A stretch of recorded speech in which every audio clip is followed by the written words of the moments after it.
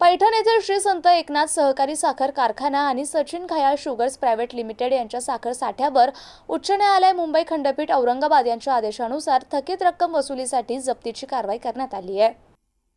उच्च न्यायालय मुंबई खंडपीठ औरंगाबाद यांनी संबंधित साखर कारखान्याकडून RRC पद्धतीने थकीत रक्कम वसूल करून ती अर्जदारांना अदा करण्याचे आदेश दिले होते। मात्र पैठण तहसील कार्यालयाकडून वारंवार पत्रव्यवहार आणि नोटीस देऊनही संबंधित कारखाना व्यवस्थापनाकडून थकीत रक्कम अदा करण्यात आली नाही। त्यामुळे शासन नियमानुसार महसूल वसुलीच्या अनुषंगाने साखर साठा जप्त करण्याची कारवाई करण्याचा निर्णय प्रशासनाने घेतलाय। त्यानुसार गुरुवार रोजी मुधलवाडी शिवारातील संत एकनाथ सहकारी साखर कारखाने आणि सचिन घायाळ शुगर्स प्रायव्हेट लिमिटेड यांचा साखर साठा जप्तीची कारवाई करण्यात आली आहे। या कारवाई दरम्यान कोणताही अनुचित प्रकार घडू नये तसेच कायदा आणि सुव्यवस्था कायम राहावी यासाठी आवश्यक पोलीस बंदोबस्त ठेवण्यात आला होता।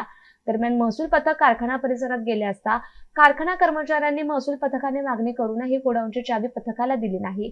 त्यामुळे संतप्त झालेल्या महसूल पथकाने साखरेचे 2 गोडाऊन सील केले।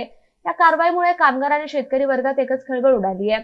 8 दिवसांपूर्वी सचिन घायाळ शुगर मिलचे अध्यक्ष सचिन घायाळ यांच्या विरुद्ध पैठण MIDC पोलीस ठाण्यात 16 कोटींचा अपहार आणि गैरव्यवहार केल्याच्या आरोपाखाली गुन्हा दाखल करण्यात आलाय।